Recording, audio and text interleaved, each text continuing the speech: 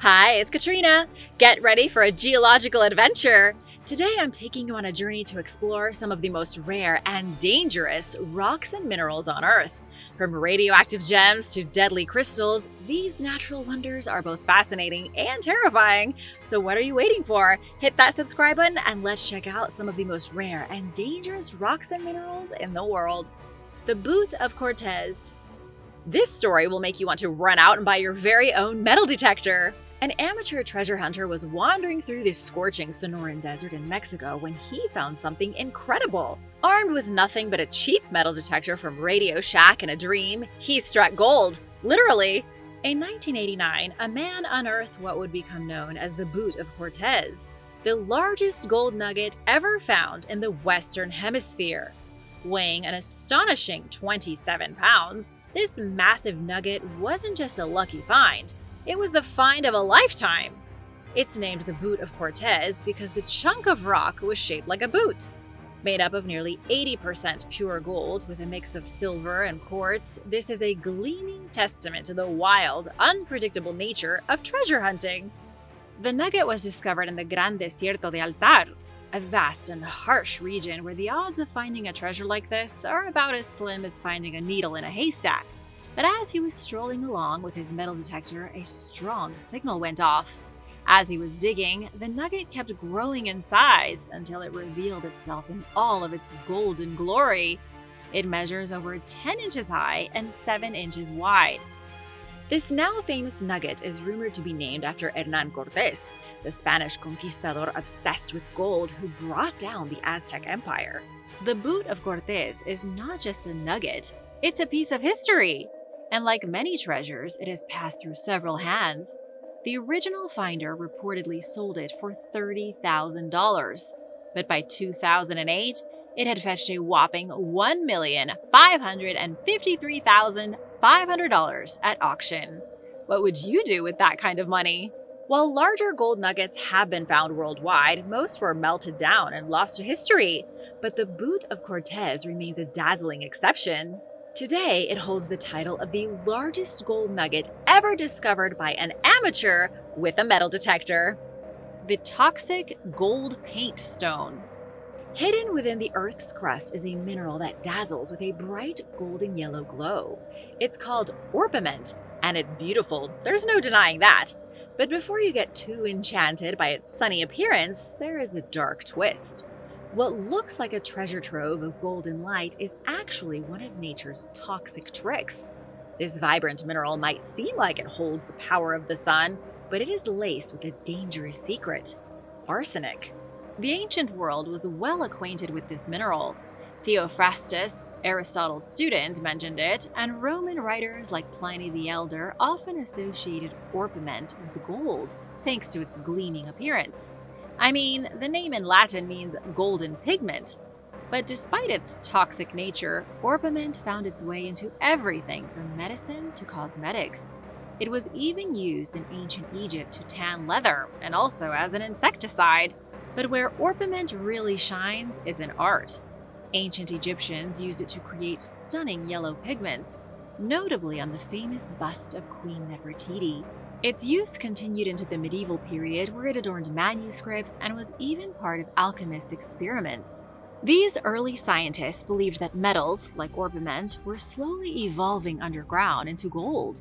They were convinced that by tweaking the right ingredients, they could speed up this process and create the coveted metal themselves. In the Renaissance, orpiment was also popular. Venetian painters, including Tintoretto and Titian, loved its bright yellow hue. Orpiment wasn't just a paint ingredient, it was a statement. But it came with risks. Artists who used it had to be cautious since its arsenic content could be deadly. Keep in mind that a lot of artists would mix and crush the pigments themselves and then lick the brush, so they were inhaling and taking small doses of everything. Even though it was dangerous, the vibrant yellow color was hard to resist, especially in an area where few alternatives existed. Today, orpiment is a rare mineral found in places like Turkey, Georgia, and Utah. It's great to see, but from a safe distance, of course.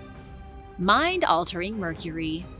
Let me take you back in time about 5,000 years to ancient Iberia. where women dressed in elaborate gowns covered in beads made from shell, ivory, and amber. When these women gathered for mysterious ceremonies, they hunched over a pile of bright red powder. As they did this, chanting and drumming echoed around them. They then inhaled or drank this powder, which sent them spiraling into a trance. This trance-like state allowed them to connect to the divine, or so they believed. But this wasn't just any mystical powder, it was cinnabar, a mineral packed with mercury, one of the most toxic elements on Earth. And ancient people all over the world were obsessed with it. From Mexico to China, people used cinnabar for beauty, magic, and medicine. They used liquid mercury to protect their temples and would swallow it in small doses. However, they were often unaware of the risks. The substance was even used by Roman aristocrats to create the famous Pompeian red paint. Cinnabar, with its alluring candy apple red hue, wasn't just used for spiritual rituals. The Iberians, like many other ancient civilizations, found it too captivating to resist. They ground it into powder and mixed it with oils or egg yolks to create bright red paint. They used it to decorate cave walls, graves, artifacts, and even corpses, believing that the pigment had protective and magical properties. But perhaps they didn't know there was poison in their sacred pigment. Fast forward to modern times when archaeologists began uncovering the bones of these ancient Iberians at a site called Valencina in southern Spain. What they found was startling. Mercury levels in these bones were off the charts. They were thousands of times higher than what's considered safe today. It seems that the people of Valencina were exposed to mercury not just by accident, but through intentional rituals involving cinnabar. As they repeatedly inhaled or ingested the powder, mercury built up in their bodies, leading to chronic mercury poisoning. Mercury poisoning is pretty awful. Symptoms include tremors, memory lapses, severe fatigue, and even kidney failure. Some may have developed rashes or lost their hair, and those who inhaled too much could have suffered from inflamed lungs. While these rituals might have brought them closer to their gods, they were also slowly killing them. Today, cinnabar is recognized as a dangerous substance. It's even listed by the World Health Organization as a chemical of major public health concern. Researchers studying the bones from Valencina are still trying to understand just how widespread and intentional this mercury exposure was. Were the high mercury levels a result of deliberate ritual practices, or did cinnabar leach into their bones after death? Either way, it's clear that for these ancient people, cinnabar was more than just a vibrant pigment. It was a symbol of power, spirituality, and unfortunately became a deadly obsession. Glass from the stars. Imagine stumbling upon a smooth, dark object in the woods, its surface etched with strange patterns. You pick it up, intrigued, and notice that it feels heavier than it looks. As you examine it more closely, you realize that it's not a rock, but rather a piece of glass, seemingly out of place. What you have found is a tektite. Tektites are mysterious, glassy objects found scattered across the Earth. They have intrigued scholars and scientists for centuries. Their smooth, dark surfaces and unique composition have led to countless theories about their origin. It can only be created under extremely intense circumstances. It takes a lot of power and a lot of heat to create a tektite. The force and heat of an interstellar object smashing into the sand of the desert can easily form tektites, and so too can nuclear impacts. When the first atomic bomb was detonated in New Mexico in 1945, the desert sand was transformed into millions of tiny glass fragments. Some of the scientists involved in the project were shocked that the glass fragments looked just like tektites. These objects are typically found in specific regions, including the Czech Republic, the Philippines, and Australia. Their composition is primarily of silica and is similar to that of terrestrial glass, but they contain trace elements that suggest an extraterrestrial origin. Another theory suggests that they came from the moon, having been ejected into space by a volcanic eruption or a large impact event. In many cultures, tektites have been associated with supernatural powers and cosmic forces. In the Philippines, they are believed to be tears shed by a celestial maiden, while in the Czech Republic, they are said to be the petrified remains of dragons. The mystery surrounding the origin of tektites continues. Have you ever seen them in real life? And now for a quick break, but first, it's shoutout time! I want to give a big thank you to Paula Burnett and Dwight Williams for supporting this channel. I'm so glad you're enjoying the longer videos. If you are new here, be sure to subscribe if you haven't already to join the Origins Explained family. The magic mineral. Asbestos is synonymous with disease and cancer. You might be surprised to hear that asbestos was often called the magic mineral in the ancient world. It has a history as fascinating as it is hazardous. For over 4,500 years, the fibrous mineral was prized for its resistance to fire, electricity, and chemical corrosion. Ancient Greeks were among the first to discover it in a quarry, spinning its fibers into fire-resistant textiles like cloaks and tablecloths. Back then, they named it amiantus, meaning resistance to fire, which perfectly summed up its seemingly miraculous properties. Throughout history, asbestos was used in everything from pottery to lamp wicks and crematory shrouds. Even famed explorer Marco Polo wrote about it. In the 17th century, the mineral became even more popular when the Royal Society of England published reviews on its uses. So then everything started being made with it. By the early 1800s, Italy had established the first modern asbestos industry, mass-producing everything from string to book covers. The mineral's unique properties made it an ideal choice for insulating boilers, steam pipes, and even for making fireproof paint and clothing for firefighters. But then things took a dark turn as its health risks became more clear. By the early 20th century, the United States had become the world's leading consumer of asbestos, using it in everything from electrical panels to car brakes. But in 1918, the U.S. Bureau of Labor Statistics released a report revealing that workers exposed to asbestos faced a high risk of early death. But at the time, nobody really cared.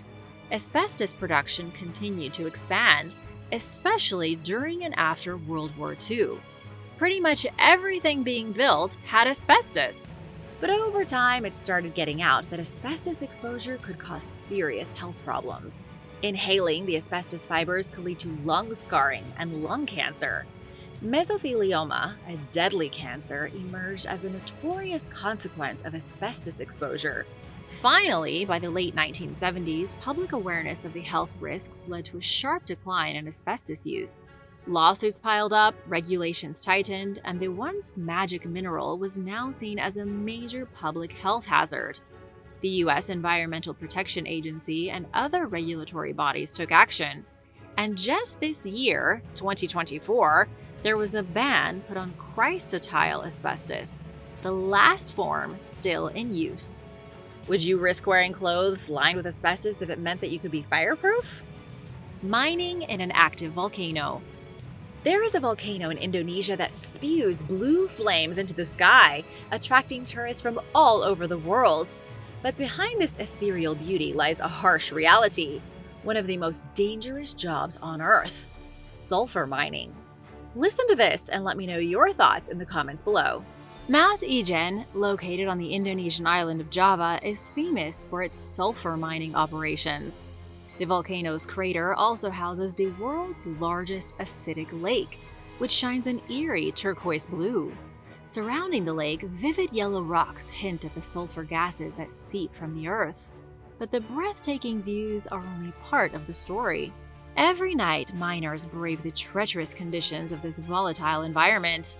These brave men descend into the crater, risking their lives to extract sulfur, a valuable mineral used in everything from fertilizers to car batteries. But dangers lurk around every corner. Volcanic eruptions, earthquakes, and even tsunamis can strike without warning, making their work even more perilous. The mining process itself is a grueling ordeal. Miners use fire to heat the ground and liquefy sulfur, which they then channel into pipes. However, this process releases toxic fumes that can cause temporary blindness, respiratory issues, and even long-term health problems. You might be wondering why people would even take this job, but some people don't have a choice. Despite the risks, many miners continue to work in this dangerous industry. For many, it's their only means of survival in a region plagued by poverty.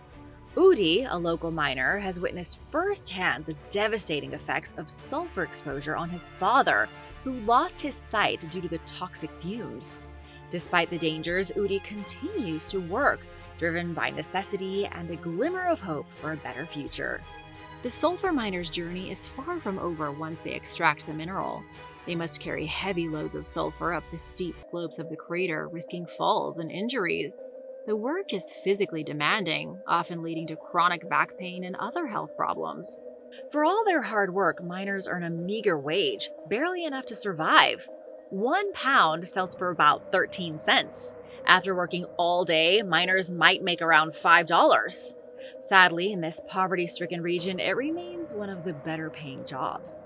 Giant Crystal Cave. Would you like to step into a magical land made entirely of crystals? Deep beneath the mountains in Chihuahua, Mexico, there is a hidden wonderland that seems straight out of a fantasy novel, the Giant Crystal Cave. This stunning underground cavern is home to some of the largest natural crystals ever discovered.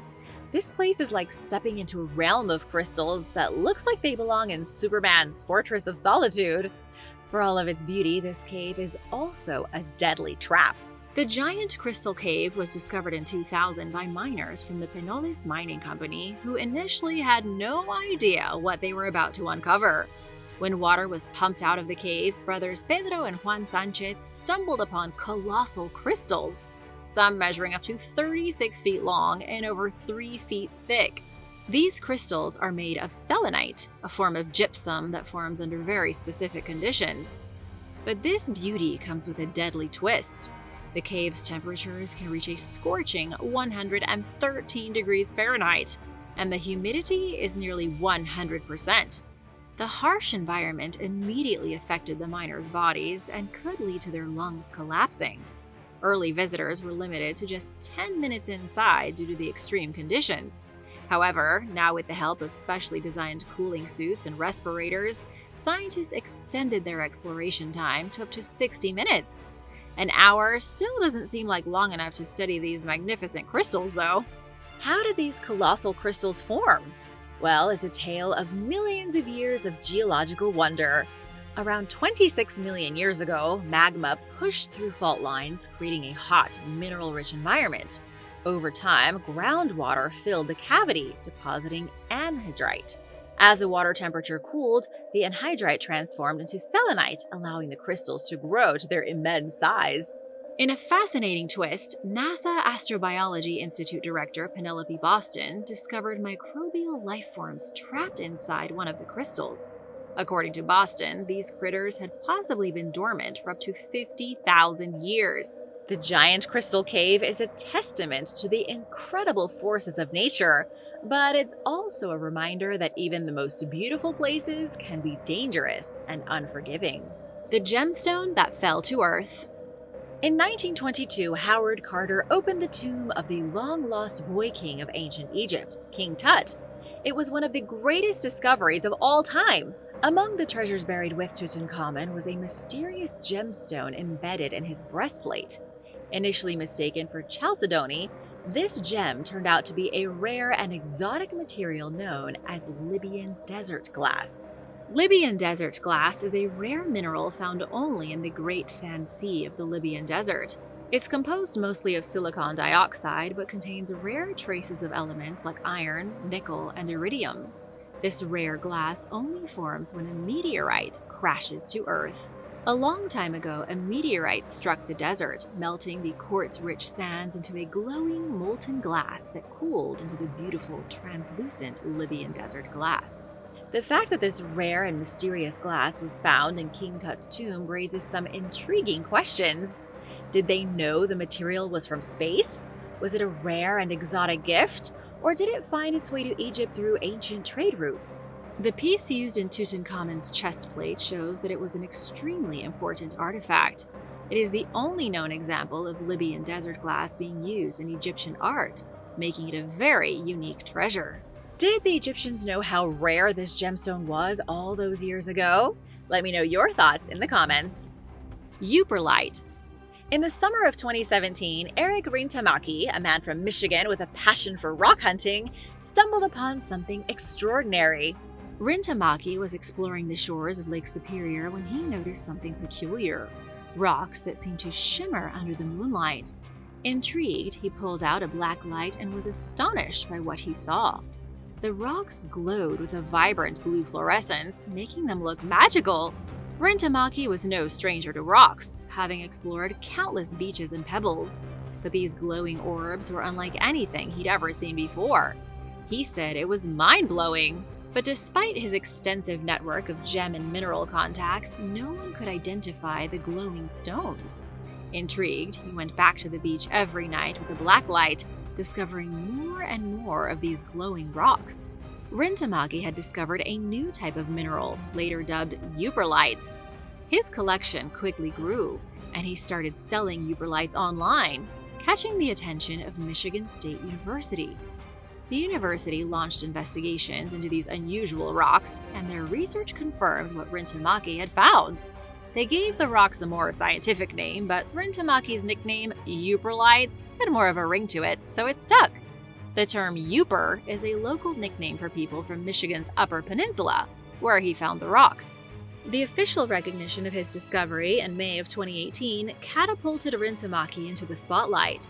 His life transformed as he was blasted with messages and requests. Embracing his newfound fame, he began offering euperlite tours along the shores of Lake Superior. Participants use black lights to search for these glowing gems, and it's become a popular attraction. Rintamaki proudly boasts that every tour group finds euperlites, thanks to the sheer abundance of these glowing gems. So, if you're ever in Michigan and want to experience a little bit of magic, grab a black light and head to the beach. You might just discover your very own euperlite. Rarer than diamonds. Red beryl is a gem that is considered to be rarer than diamond and more valuable than gold. Also known as red emerald or bixbyte, this stunning gemstone is so elusive that for every 150,000 diamonds mined, only one red beryl is found. This precious gem was first discovered in 1904 by a man named Maynard Bixby. He found it in Utah and was surprised by its unusual red color. He was really confused by the color because it didn't match any of the known beryl types, which included green, blue, pink, yellow, and clear. Red beryl's captivating color comes from a blend of manganese with traces of iron, chromium, and calcium. With a hardness of 7.5 to 8 on the Mohs scale, it's as tough as it is rare. The creation of red beryl is dramatic, to say the least. It's a process that requires a specific set of geological conditions. Volcanic eruptions release high-temperature gases that react with surface water, creating the ideal environment for red beryl crystals to grow. These crystals likely formed at temperatures around 1,000 degrees Fahrenheit. Today, red beryl is found in only a few locations worldwide, making it a highly sought-after gem. The Wawa Mountains in Utah are particularly known for producing larger, gem-quality crystals. They can also be found in the Thomas Range in Utah and Black Range in New Mexico. If you ever get the chance to see a piece of jewelry featuring a red beryl, take a moment to appreciate the incredible journey it took to reach your wrist. It's a testament to the power of nature and the rare beauty that can be found in the Earth's depths. The Lulo Rose. Miners in Angola have uncovered a dazzling pink diamond that is turning heads in the gem world. Pink Panther, anyone? This diamond, known as the Lulo Rose, is believed to be the largest pink diamond to be discovered in over 300 years. It weighs an impressive 170 carats. To put that into perspective, it's just slightly smaller than the 182-carat Darya-e-Noor, the reigning champion of pink diamonds. The Lulo Rose earned its name from the Lulo mine in northeastern Angola, where it was found. This discovery adds to the impressive track record of the Lulo mining project, which has been making waves since 2015. In that time, the project has unearthed 27 diamonds over 100 carats, including the notable 404-carat 4th February stone that sold for $16 million in 2016. With such a pedigree, expectations were high for the Lulo Rose, which was anticipated to fetch an even higher price. Unfortunately, the price of the Lulo Rose diamond was not publicly disclosed.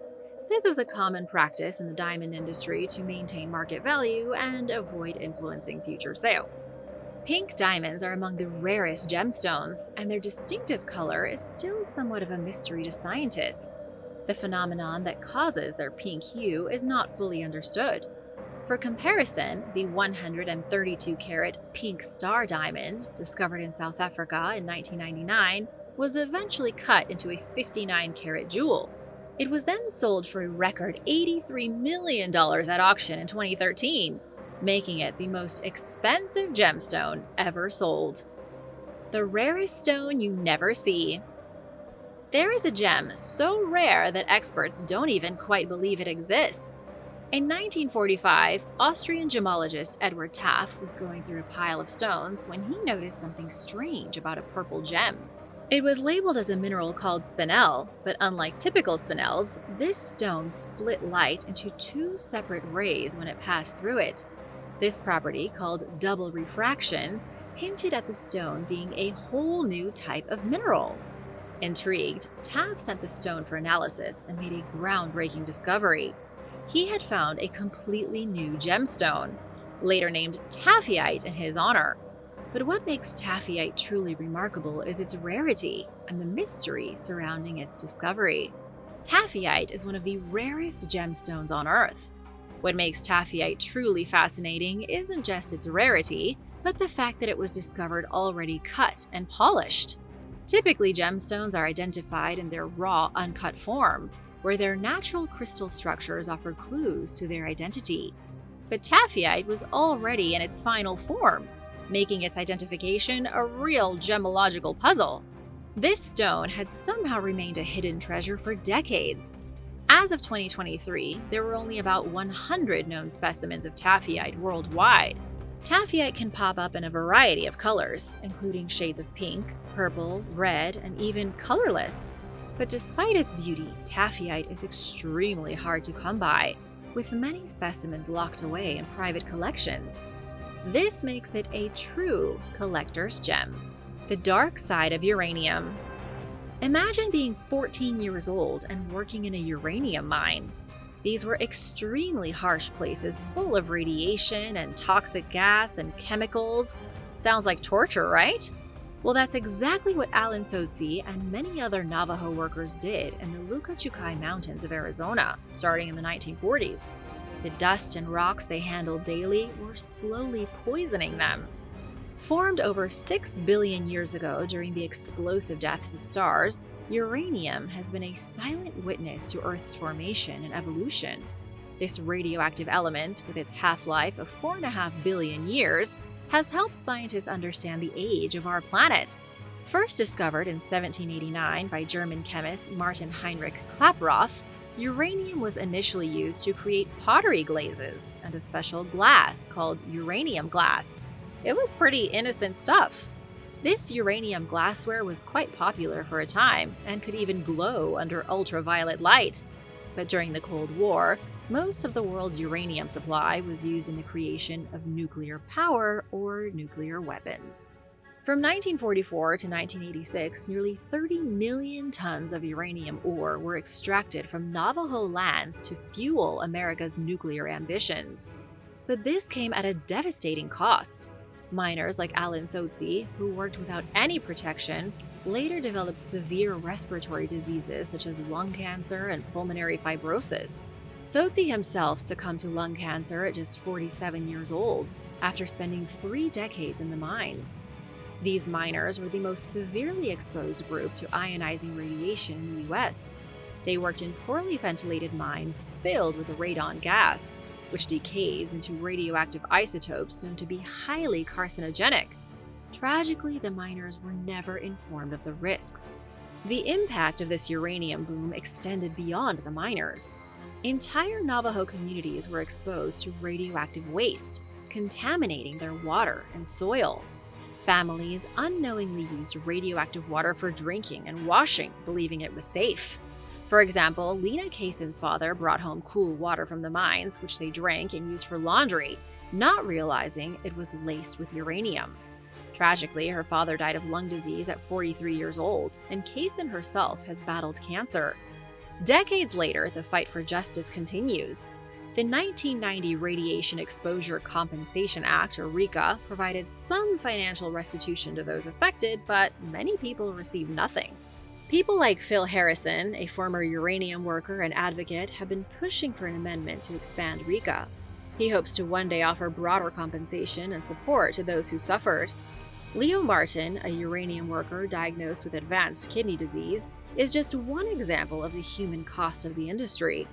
Sadly, Martin passed away before he could receive any compensation. His story is a tragic reminder of the urgency of this issue. For those who survived, the scars remain, both physical and emotional. The Navajo people continue to lobby for this amendment.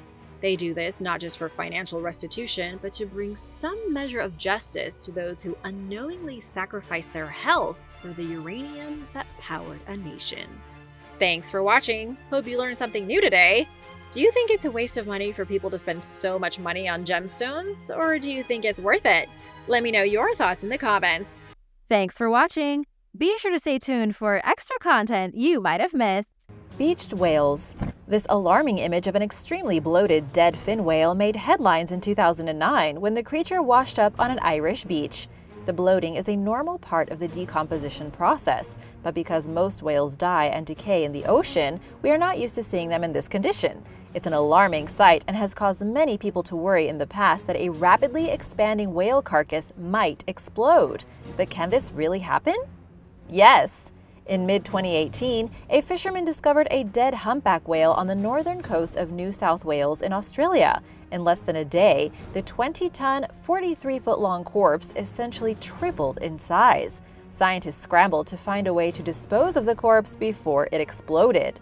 Authorities established an exclusion zone around the carcass in case it exploded, but this thankfully didn't happen. The whale deflated on its own, and heavy machinery removed it from the beach.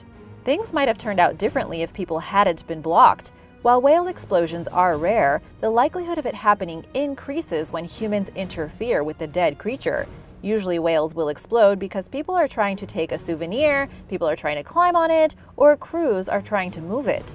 When left alone, most whale carcasses form small skin tears, enabling them to release built-up gas. It's a smart idea not to go anywhere near a dead whale because the liquefying tissues smell absolutely rancid, and the smell will stay on everything. In 2001, there was a dead beached whale and people brought tools to take some of the meat. Scientists reported that 10 years later, they still reeked. World War II bomb. Late last year, a strange artifact appeared on an English beach north of the seaside town of Weston-super-Mare in the Bristol Channel. A Royal Navy bomb disposal team responded to reports of the unknown object. The item in question turned out to be a World War II-era anti-submarine explosive, which the team believes dates back to a time when there was a nearby weapons research facility. After excavating around the device, we established that it was intact and possibly live, Royal Navy Petty Officer Rob Bishop said in a statement following the discovery. His team waited until the next low tide to safely detonate the bomb, fearing that it would explode unpredictably if they tried to handle it any sooner. World War II bombs have turned up in Europe numerous times and require expert handling to avoid putting civilians at risk for injury. This is why professionals encourage the public not to touch anything that looks suspicious or that they may not recognize. But this also happens in other places, including the US. In October of last year, a live 100-pound aerial bomb washed ashore on the Outer Banks of North Carolina, near the Cape Hatteras Lighthouse. A U.S. Navy Explosive Ordnance Disposal, or EOD unit, secured the area around the explosive and safely detonated it. It's a good thing the proper authorities were around to handle the situation, because the explosion sent sand shooting 60 feet into the air and could have caused a lot of damage to an unsuspecting or curious bystander. The weapon was likely used in a military training exercise during World War II. And now for number 7. But first, want to say a big thank you to Malik's Pokemon Opening and Jennifer Dimer for supporting Origins Explained. If you are new here, be sure to subscribe if you haven't already. We have lots of videos coming up. Dragon's Hole. In 2016, China's state-sponsored television network, CCTV, announced that the world's largest blue hole was discovered in the South China Sea. Nicknamed the Dragon Hole, or the Yongle Blue Hole, it's reportedly 987.2 feet deep. Named for their distinctive color, blue holes are underwater caverns or sinkholes that were formed during ice ages. Found near the disputed Paracel Islands, the Yongle Blue Hole is in waters that several countries claim ownership of, including Vietnam, Malaysia, Indonesia, Brunei, the Philippines, Taiwan, and China. Locals call it the Eye. The Dragon's Hole vastly supersedes the depth of Dean's Blue Hole in the Bahamas, which measures 663 feet deep. It is now the world's second deepest blue hole. In calculating the newly discovered hole's depth, researchers considered several factors, including tidal water levels, water temperatures, salt levels, and sea water density, according to Ocean University of China professor Yang Zuosheng. Although scientists plan to further explore the Dragon Hole's contents, they have already acknowledged that they're not likely to find much past a certain depth because the water contains little to no oxygen and is not capable of supporting life. Blue holes are popular diving attractions, but venturing into one can be extremely dangerous, even for the most experienced divers. The deeper you go, the colder the water gets, and this can shock the system. And depending on the location, soft materials like sand can cave in suddenly. Deep dives also put people at risk of a condition called nitrogen narcosis, which can severely impair judgment, leading some to descend far too deeply without realizing they are endangering themselves and making death a terrifyingly realistic prospect. Lethal gas cloud. August 21, 1986 seemed like any other day to the villagers living along Lake Nyos in Cameroon, but things quickly went awry when a deadly cloud of carbon dioxide emanated from the lake, turning its normally blue waters a deep red and suffocating 1,746 people and 3,500 livestock to death. The disaster may have been caused by a landslide, a small earthquake, a small underwater volcanic eruption on the lakebed, or some other natural event. Either way, it alerted locals and experts alike to the previously unknown hazards that lie beneath the lake and their potential to reoccur. Scientists investigated Lake Nyos and learned that it's fed by underground springs with the capacity to transport dangerous gases to the lake's bottom, where they accumulate, sometimes for centuries at a time. While what triggered the outgassing remains a mystery, it's clear that it could happen again, and the handful of survivors were beyond traumatized. As a result, scientists made it a priority to understand the dynamics behind the disaster and, if possible, stop history from repeating itself. A degassing system was installed in Lake Nyos to prevent another deadly outbreak. It functions by reducing the water's CO2 content, thereby hopefully avoiding future catastrophes. Naked black holes. Black holes are essentially regions of density, or singularities, and massive gravitational pull that suck in everything that comes close enough to them past the point of no return. Once an object crosses the boundary surrounding a black hole, known as an event horizon, it will never escape. Also at that point, the laws of physics essentially go out the window. Singularities are strong enough to pull things in faster than the speed of light, meaning even light cannot escape their gravity. The only way for an object to escape would be to flee at the speed of light, which is more or less impossible. As far as scientists know, all black holes have an observable event horizon, a line that we know nothing can cross without being sucked in. But some experts believe it's possible that the universe contains so-called naked black holes that completely lack event horizons. Live Science reported in late 2020 that based on the math of general relativity, it is technically possible for a black hole to exist without the telltale event horizon border. A singularity with no event horizon would be even more dangerous than a traditional black hole. With no clearly delineated boundary, no buffer zone of sorts to keep the contents and activities of a black hole separated from everything outside it, a naked singularity would be much more accessible to the rest of the universe, and vice versa. Scientists believe that even if these terrifying borderless voids exist, they are probably rare. So far, the only known way for a singularity to form is for the center of a massive dying star to collapse in on itself, a process that naturally produces an event horizon. But physicists are also unable to prove that it's impossible for naked black holes to form, even though the very concept seems to go against nature. Extreme conditions would be required for this to happen. Scientists know that sometimes black holes spin fast enough to form a second event horizon within the first one. One theory suggests that when this happens, the two event horizons could cancel each other out and disappear, leaving behind a naked singularity. Thankfully, no black holes are known to spin quite this fast, even though it is technically possible. Additionally, new research shows that a naked singularity would probably be more identifiable than researchers originally thought, Because they behave slightly differently than traditional black holes, they may emanate a much brighter light, one that modern instruments cannot currently detect, but that future technology could possibly pick up. Centralia Mine Fire. Centralia in Pennsylvania is essentially a ghost town with just a handful of residents remaining as of 2017, but it was once a bustling coal mining town with over 1,500 residents at its peak. So, what happened? In May of 1962, a coal seam fire was started in the underground mines beneath Centralia. Its cause remains debated to this day, but illegal dumping may have played a role. Either way, numerous attempts to control or extinguish the fire failed. The state got involved and closed the Centralia mines for good after detecting lethal carbon monoxide levels. People continued living in Centralia for decades after the fire started, apparently unaware of its dangers. But the effects became impossible to ignore when gas filled people's basements, their homes began to tilt above the subterranean blaze, and they experienced health problems. Sinkholes appeared and roads cracked and spewed smoke. In 1992, the government bought out Centralia's residents using eminent domain and condemned the area. 7 residents won the legal right to remain there, but everyone else left and nobody new can move in. Centralia's zip code was discontinued in 2002, and when the remaining residents pass away, their homes will become government property. Authorities have given up on extinguishing the blaze, which experts estimate could burn for at least another 250 years. Collapsing bridge. In 2009, a train driver in Ireland noticed that the bridge he was driving over was nearing the point of collapse. His quick thinking narrowly avoided tragedy. The driver ever so cautiously maneuvered his crowded passenger train over the faulty overpass, which stood over the Malahide estuary, then alerted authorities to the situation. Moments later, a 66-foot section of the bridge fell apart, landing in the water below. Thankfully, nobody was harmed.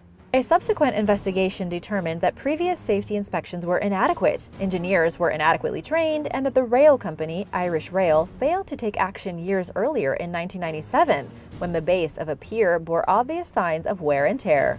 Blatant negligence came very close to many lives being lost, according to a report from the Rail Accident Investigation Unit. The scale of the potential for disaster was enormous, said Irish Rail spokesman Barry Kenny. He added, the fact that nobody was hurt and there wasn't a derailment doesn't take away from the fact that this was very close to being a very serious tragedy.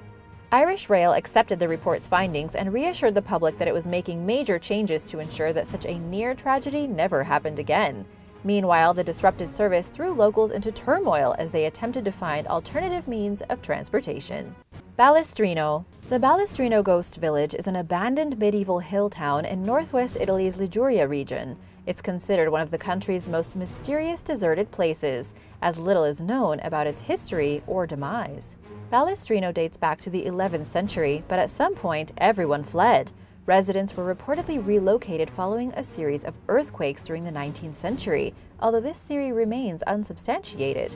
The final inhabitants fled in 1953.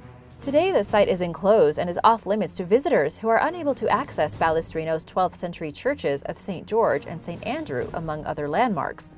There is a newer Ballestrino nearby, which is home to hundreds of residents and attracts plenty of tourists annually, despite their inability to explore the older settlement. It's rumored that there are plans to redevelop the old Ballestrino, but some people question whether doing so would be safe, considering the ancient city's reputed history of being plagued by earthquakes. Would you visit this ghost town? Let me know in the comments below. The most dangerous place on Earth. Roughly 100 million years ago, what's now known as the Sahara Desert in Africa was the most dangerous place on Earth. Known as the Kem fossil beds, the site consists of a series of rock formations located in southeastern Morocco, near the Algerian border. At the time, a portion of the region was home to numerous predatory dinosaurs, apex predators who would not normally share an environment in today's world. The fossils, which date back to the Cretaceous period, demonstrate a widespread presence of carnivorous dinosaurs, flying predatory reptiles, and early crocodilians that dwarf today's species. Paleontologists have uncovered evidence of some of the largest ever predatory dinosaurs ever known at the site, including Carcharodontosaurus, a 26-foot-long saber-toothed giant. This was arguably the most dangerous place in the history of planet Earth, a place where a human time traveler would not last very long, explained lead study author Dr. Nizar Ibrahim, an assistant professor of biology at the University of Detroit Mercy. These creatures thrived at a time when the Sahara was lush and full of vegetation, standing in stark contrast to its modern conditions. Oddly, unlike most ecosystems, predators outnumbered plant-eating creatures. Moreover, it's unusual how several extremely large predators cohabited within the environment, apparently lacking a single apex predator that dominated the food chain. Instead of eating each other, these supersized creatures likely fed on humongous fish, some of which were as large as a modern-day car. While visiting a site like Kemkem is not necessarily dangerous today, if these creatures were still around, we would all be toast. Thanks for watching! If you'd like to hear more about dangerous discoveries, let me know in the comments below. Remember to hit that subscribe button, and I'll see you next time. Bye!